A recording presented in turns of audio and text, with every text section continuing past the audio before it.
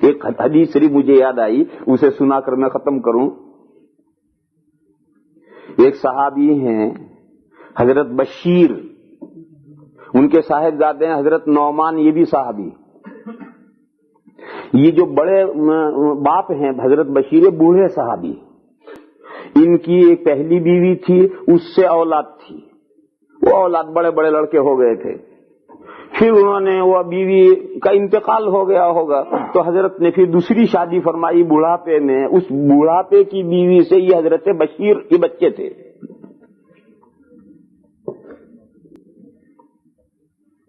بیوی تھی جو بڑی سمجھدار تھی. اس نے یہ سوچا کہ یہ بڑے میاں تو معلوم نہیں کب چل دیں اللہ میاں کے یہاں, اور یہ بڑے میاں اگر چلے گئے تو ان کی پہلی بیوی کی جو اولاد ہے تو بڑی بڑی ہے, اور وہ باپ کی سب چیزوں پر قبضہ کر لے گی, اور میرا بیٹا جو ہے وہ تو چھوٹا سا ہے, اسے تو کچھ ہاتھ پلے ہی نہیں پڑے گا.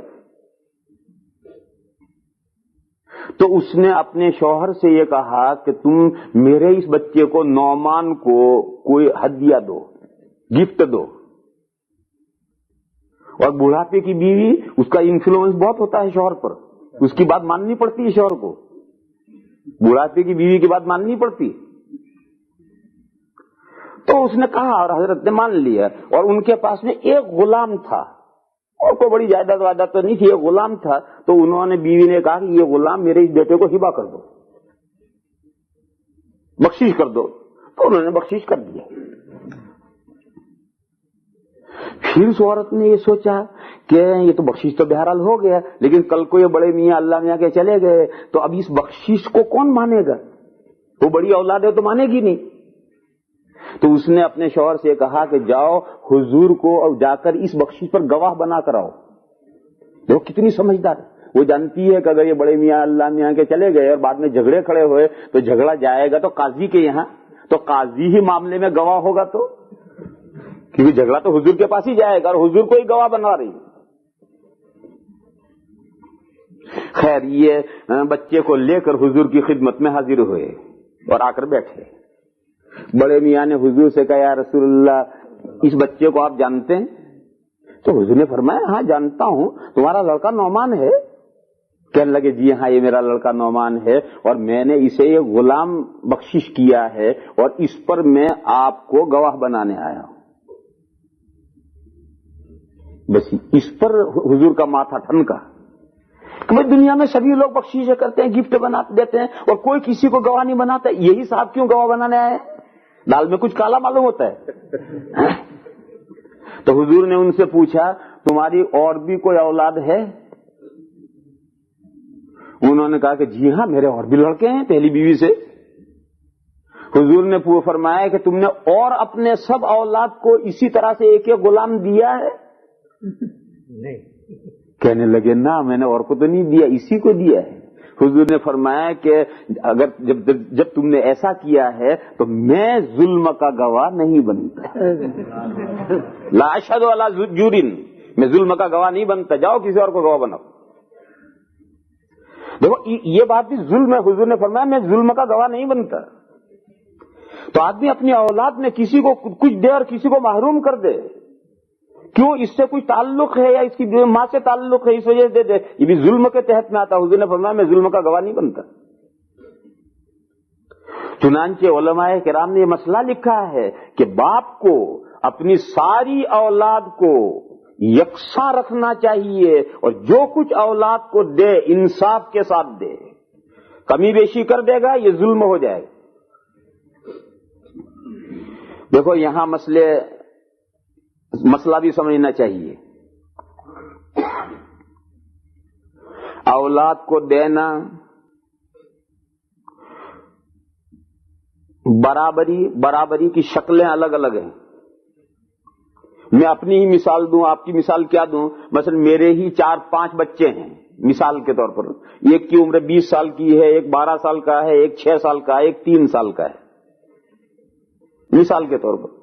اب عید آئی, اب میں وہ 20 سال والے کو کرتا پاجامہ بنانے کے لیے 5 میٹر ہوگا تب اس کا سوٹ بنے گا, تو اب سب کو 5-5 میٹر دوں گا تو 2 سال والے کے تو 10 سوٹ بنیں گے.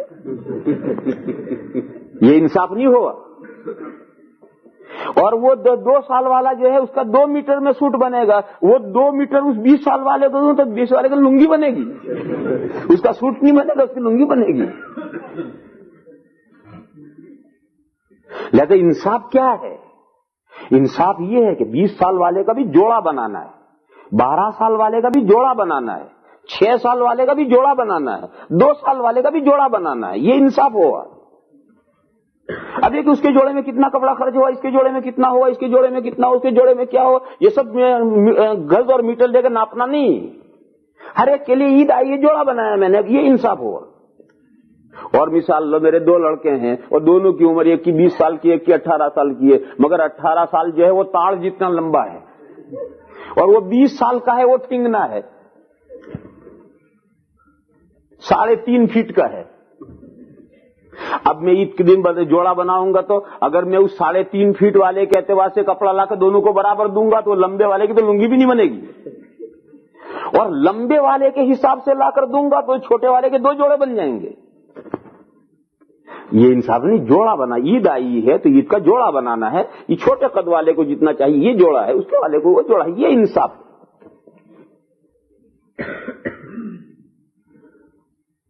اور آگے بڑھیے، بچے بڑے ہو کر شادیاں وادیاں ہو کر کے لڑکے لڑکیاں ان کے گھر سیٹ ہو گئے، لڑکوں نے اپنے گھر الگ کر دیے، لڑکیاں اپنے گھر چلی گئی، اب میں دیتا ہوں، اب وہ جوڑے والی بات نہیں ہے۔ اب مثلا میں 25,000 دیتا ہوں تو اسے بھی 25,000 دوں گا، اسے بھی 25,000 دوں گا، اسے بھی 25,000 دوں گا، اسے بھی 25,000 دوں گا، اسے بھی 25,000 دوں گا، کہ یہ لڑکا غریب ہے، یہ لڑکا مالدار ہے، لہذا مالدار کو کچھ کم دو، غریب کو کچھ زیادہ نہیں دو۔ غریب مالدار یہ اللہ تعالیٰ کے یہاں ہے، اللہ تعالیٰ جس کو غریب رکھتے ہیں مالدار رکھتے ہیں۔ باپ کا یہ کہ سب کو برابر دے گا، اب برابر دینا ہے۔ اب یہ کہ جو بچہ غریب ہے اسے کچھ زیادہ دے دوں اور مالدار اسے کچھ کم دے دوں، بھئی اس کی اولاد زیادہ ہے، اس کی اولاد کم ہے، لہذا اس کو کچھ کم دے دوں، اس کی اولاد زیادہ ہے کچھ زیادہ دے دوں، یہ سب ناانصافی ہے۔ اب سب کو 25,000 دوں گا تو سب کو برابر دوں گا، اب انصاف یہ ہے۔ اس میں لڑکا لڑکی کو بھی برابر دینا ہے، 25,000 لڑکے کو دوں گا تو لڑکی کو بھی 25,000 دوں گا، لڑکی کو بھی 25,000، اس کو بھی کم نہیں، یہ انصاف ہے۔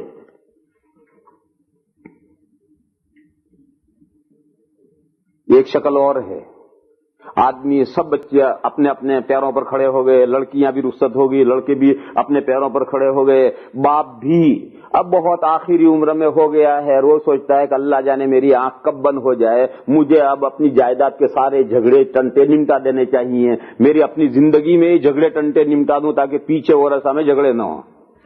اب باپ تقسیم کرنے بیٹھے گا تو لڑکے کو دوہرا دے گا، لڑکی کو ایک کہرا دے گا۔ اب لڑکی کو ایک کہرا دے گا، 2,000 لڑکے کو دے گا تو 1,000 لڑکی کو دے گا، 2 بیگھے زمین لڑکے کو دے گا تو 1 بیگھا زمین لڑکی کو دے گا۔ اب کیوں؟ اب یہ جو زندگی کے آخر میں نمٹا رہا ہے یہ میراث کے طور پر نمٹا رہا ہے، اور میراث کے جو قاعدے، اگرچہ یہ میراث نہیں ہے، میراث تو آدمی کے مرنے کے بعد تقسیم ہوتی ہے، یہ میراث تو نہیں ہے، لیکن میراث جیسا ہے۔ اور فقہا میں سے امام محمد علیہ الرحمہ کا یہ قول ہے کہ اب لڑکے کو دوہرا دے، لڑکے کو ایک کہرا دے۔ امام ابو یوسف علیہ الرحمہ تو فرماتے ہیں کہ نہیں، اب بھی لڑکے لڑکیوں کو برابر دو، یہ انصاف ہے۔ لیکن ہم امام محمد علیہ الرحمہ کے قول کو لیتے ہیں، اس میں لوگوں کے لیے سہولت ہے کہ یہ زندگی کے آخر میں آدمی اپنا، گجرات میں کہتے پرواروا بیٹھو ہے، یعنی ہم اپنے سب نے قصے نمٹانے بیٹھا ہے، تو اس وقت میں جو جائیداد اور مال اور جو کچھ بیچے گا وہ بانٹے گا اور تقسیم کرے گا، تو وہ میراث کے جو ضابطے ہیں اس ضابطے سے، بیوی ہے تو 8واں اسے دے گا۔ لوگ یہاں غلطی کرتے ہیں کہ لڑکے لڑکیوں کو دے دیا اور بیوی کا تو نام ہی نہیں، وہ بیوی پیچھے کیا کرے گی، اس کا 8واں حصہ اسے ملے گا، 8واں اسے دو، لڑکوں کو لڑکوں کا حصہ دو، لڑکیوں کو لڑکیوں کا حصہ دو۔ غرض یہ انصاف کی مختلف شکلیں ہیں، موقع موقع سے اس کی شکلیں ہیں، یہ ان تمام شکلوں کا سامنے رکھ کر کے اولاد میں انصاف کرنا ہے۔ انصاف کرو گے تمام اولاد باپ کے ساتھ یکساں سلوک کرے گی، باپ نا انصافی کرے گا تو اولاد کھچی رہے گی۔ بڑے لڑکے کو تو باپ نے کم دیا ہے، چھوٹے کو زیادہ دیا ہے. اب بڑا لڑکا کبھی دیکھتا بھی نہیں باپ کی طرف سے, تو نانو والو چھن یہ کرے.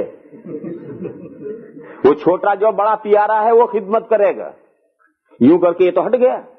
وہ چھوٹا سال 2 سال کرتا ہے, پھر کہتا ہوں ایکلو کیم کروں, موٹو بھائی تو جو تو بھی نہیں,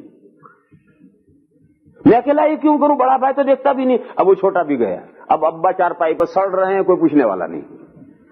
بڑا یوں گیا, چھوٹا یوں گیا, ابا چارپائی پر سڑ رہے ہیں. یہ ناانصافی نے یہ دن دکھایا ہے. اس لیے میرے بھائیو, اللہ کا یہ حکم ہے کہ انصاف کرو. ان اللہ یأمر بالعدل, اللہ انصاف کا حکم دیتے ہیں. وآخر دعوانا ان الحمد للہ رب العالمین.